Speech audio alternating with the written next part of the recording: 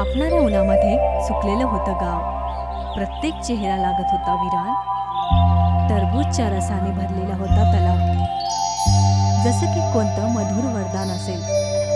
लालच आला जीवामध्ये, तर आनंदामध्ये परत लागला एक तालाव.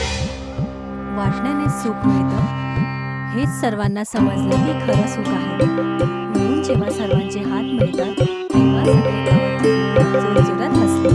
प्रेम, क्षमा आणि एकताने जीवन बनतं एकदम आनंदित.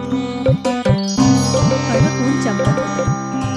पूर्ण मैदान तव्यासारखं गरम होत होतं. झाडाच्या सावलीखाली काही गाये बसली होती.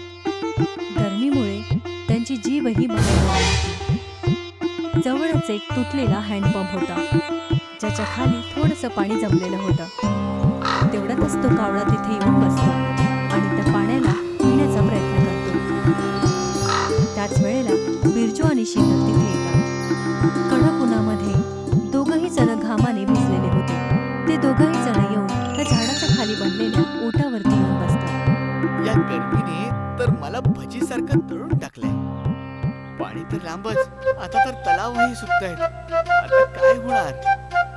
मला तर एक मोठीशी बर्फाची गादी हवी आहे. मला तर फक्त एक तुकडा बर्फाचा मिळावा, तो सुद्धा पुरेसा आहे. एवढी कडक होती की त्या झाडाच्या सावलीमधूनही ऊन आतमध्ये येत होता. ठीक आहे, मी येतो आता. बाबा म्हणाले होते की डॅमच्या दुरुस्तीमध्ये त्यांना मदत करायची आहे. इतक्या गर्मीत काम, आता काय करणार? करावं तर लागेल. जसंच बिरजू रस्त्यावरती चालायला चालू करतो, अचानक त्याला वाढत्या गरमीमुळे चक्कर यायला लागतात आणि तो तिथेच बेहोश होऊन खाली पडतो. हे बघून शीतल घाबरतो. तो लगेचच धावत त्याच्याजवळ जातो आणि जोरात मदतीसाठी आवाज करतो. अरे, कुणी आहे? लवकर या.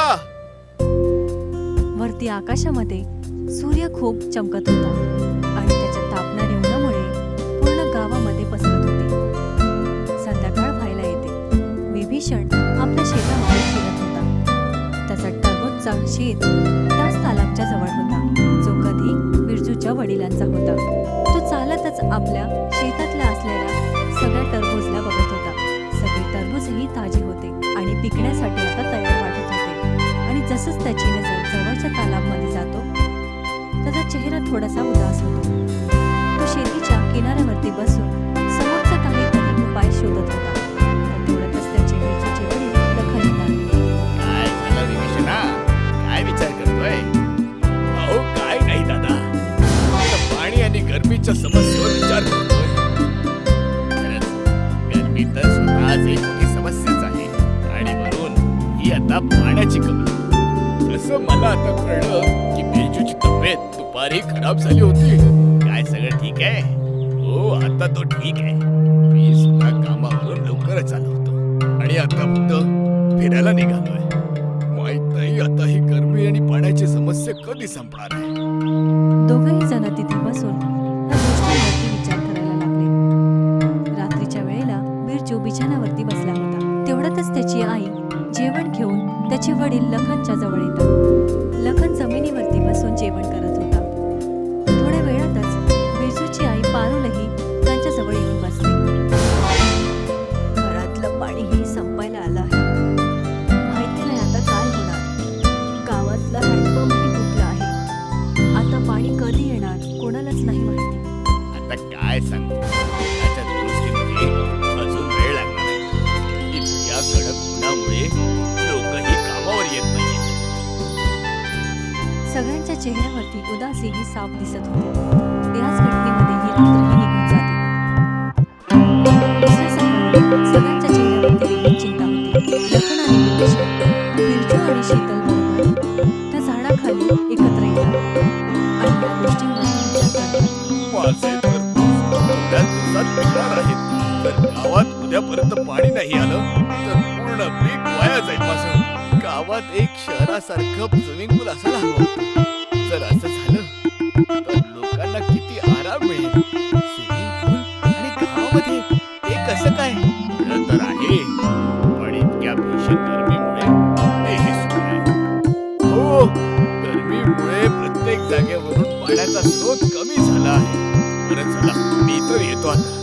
मला डॅमवर जायचंय. जितक्या लवकर आता काम होईल तेवढ्याच लवकर या संकटावर एक उपाय निघेल. सर्वजण हा मध्ये आपलं डोकं हलवतात आणि मग लखन तिथून निघून जातो. लखन बांधच्या जवळ येतो आणि तिकडच्या हालतवर लक्ष देऊन बघतो. बांधची स्थिती आधीपेक्षाही खराब दिसत होती. तो लगेचच एकदम लक्ष देऊन बघतो की काही कदाचित बांधमध्ये काही अडचण तर नाही. तेवढ्यातच तो आपल्यासोबत काम करत असलेल्या मजदूरला शोधतो आणि थोड्या वेळातच तोही तिथे येतो. सर तुम्ही आलात. हो, हे काय डॅमचं लिकेज तर आता खूप मोठं झालंय. आता काय करायचं? मी इंजिनियरशी बोललोय सर. संध्याकाळपर्यंत रिपेअरिंगचं सगळं सामान येईल.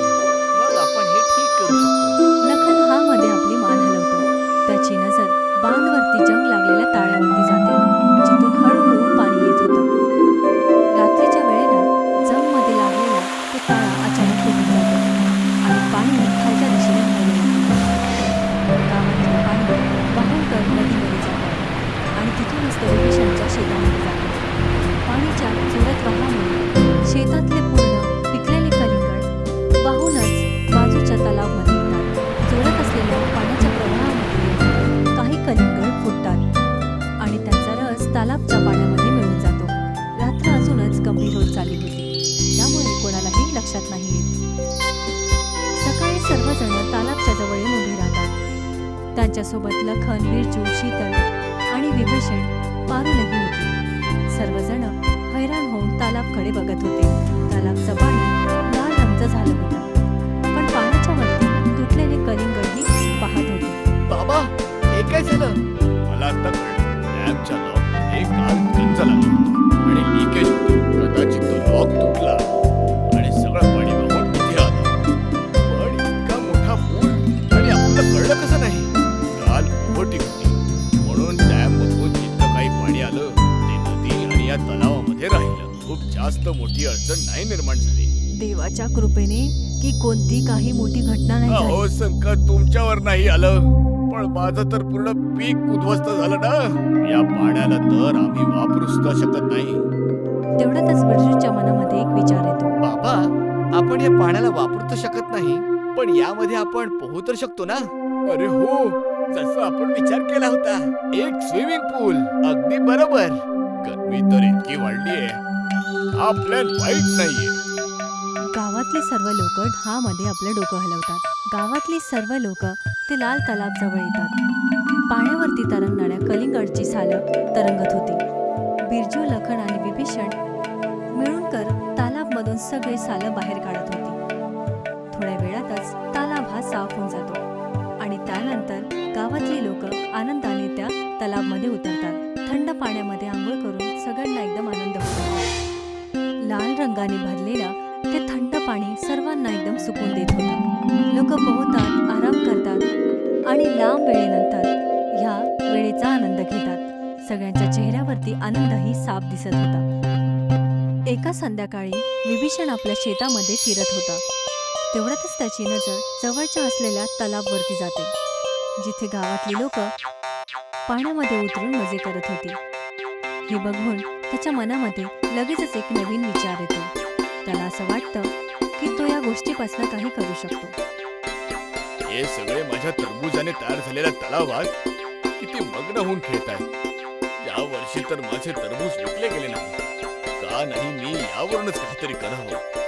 विभीषण स्वतःच मध्ये आपलं डोकं हलवतो आणि मग तिथून निघून जातो. दुसऱ्या सकाळी गावातली लोक परत त्या तलावाजवळ येतात. तिथे पोहोचून ते बघतात की विभीषणने रात्रीच्या रात्री तलावाच्या चारीकडे लाकडांचा बांध लावला होता. त्या बांधजवळ खुर्ची आणि टेबल ठेवला होता आणि विभीषण त्याच्यावर बसला होता. हे बघून गावातली लोक त्याच्या जवळ येतात. अहो विभीषण काका, हे काय? हा तलाव माझ्या शेतातल्या टरबुजांनी बनलाय. तर आता मी विचार केलाय की हे मोफत तर नाही मिळणार. सगळ्यांना इथे प्रति तास 15 रुपये द्यावे लागतील. पण काका हे तळं तर गावाचं आहे. तळं तर गावाच आहे, पण तरबूज तर माझे होते ना यामध्ये. जर ही फळं बाजारात गेली असती तर खूप चांगली किंमत मिळाली असती मला. पण आता ह्यांचा फुटून रस झालेला आहे, तर मग मला माझा विचार पण करावा लागेल ना. हे बघून शीतल आणि बिरजू दोघंही जण उदास होतात आणि मग ते विचार करतात की पैसे देऊनच तालाबमध्ये जाऊया. गावातली लोक एक एक करून पैसे देतात आणि तलावाच्या आतमध्ये जातात. पाण्याच्या आतमध्ये उतरून त्यांना गरमीपासून थोडं राहत तर मिळते, पण आपल्याच गावातल्या तलावामध्ये पैसे देणं हे त्याच्या मनाला चांगलं नाही वाटलं. तर तिकडे विभीषण जवळ बसूनच गावातल्या लोकांकडनं मिळालेले पैसे मोजत होता.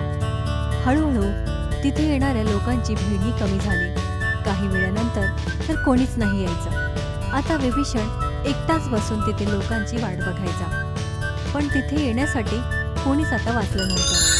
पण काही दिवसानंतर लखन, शीतल आणि बिरजू त्या झाडाखाली बसून आपसमध्ये बोलत होते. तर तेवढ्यातच विभीषण तिथे येतो. अरे कसा आहेस रे विभीषण? कमाई झाली का पूर्ण? अहो दादा, का माझी खेचताय? आधी तर खूप माणसं येत होती, आता तर कोणी येतच नाही. तुम्ही तुमच्या कामाचा पायाच लालचीवरती रचला होता आणि लालसेने केलेलं कुठलंही काम कधीही सफल होत नाही. अरे यामध्ये लालच कसला? मी तर फक्त आपल्या तरबुजांची किंमत काढत होतो. काका, गरमीमुळे गावामध्ये बऱ्याच लोकांचं नुकसान झालंय, पण ह्याचा अर्थ हा नाही तुम्ही त्याला साधन बनवून स्वतःचा नफा काढाल. तुमच्या शेतातून ते टरबूज निघून गेले, हा तर फक्त योगायोग होता. तुम्ही तर ह्याला मोठ्या मनाने लोकांमध्ये वाटून टाकायला हवं होतं. कदाचित तू बरोबर बोलतोयस. मी असं करून गाववाल्यांसोबत चुकीचं केलंय, पण आता या चुकीला मी दुरुस्त कसा करू? येणाऱ्या आठवड्यामध्ये गावातल्या जत्रेची वेळ आहे. का नाही यावेळेला तुम्हीच त्याचं आयोजन करा? अरे वा, ही तर खूप चांगली कल्पना आहे. जे पैसे मी तलावाच्या भाड्याने कमवले आहेत, तेच पैसे मी या जत्रेच्या आयोजनासाठी वापरून घेईन.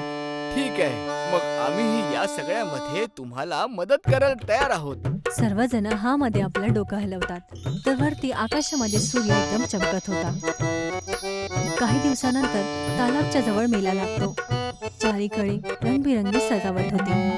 तलावाच्या आजूबाजूला कित्येक तरी दुकानं आणि खाण्यापिण्याचे स्टॉल लागले होते. गावातली लोक तिथे एकत्र येऊन मेळ्याचा आनंद घेत होते. लोक स्टॉलच्या जवळ फिरत होते, बोलत होते, पण कोणीही जण त्या तलावाच्या जवळ जायचा प्रयत्न नाही करत. तेवढ्यातच विभीषण तिथे येतो आणि समोर जाऊन सर्वांच्या समोर उभा राहतो. माझ्या प्रिय गाववाल्यांनो, सर्वजण त्याचं बोलणं ऐकतात आणि काही अडचणीसोबत समोर येऊन त्याची गोष्ट ऐकायला लागतात. मी तुम्हा सगळ्या गाववाल्यांची माफी मागू इच्छितो. मी माझ्या लोभापायी तुम्हा सगळ्या गाववाल्यांकडून उगाचच पैसे कमावले. मी विसरून गेलो होतो की हे तळ, हे पाणी आणि हे गाव आपल्या सर्वांचं आहे. याला आपण हिसकावून नाही तर वाटून घ्यायला हवं. म्हणून मी आज ही घोषणा करू इच्छितो की पूर्वीसारखंच हे तळ तुम्हा सगळ्यांसाठी मोफत असेल आणि आतापासून यामध्ये येण्यासाठी तुम्हाला कुठलंही शुल्क द्यावं लागणार नाही. गावातली लोक आपसांमध्ये या गोष्टींवरती बोलत होते. थोड्या वेळातच बिरजू आणि शीतल समोर येऊन उभे राहतात. म्हणजे काका, आता पुन्हा पैसे बंद आणि मजा सुरू? हो नक्कीच. आणि मलाही आज थोड्या वेळापूर्वी शहरातून एक फोन आला होता.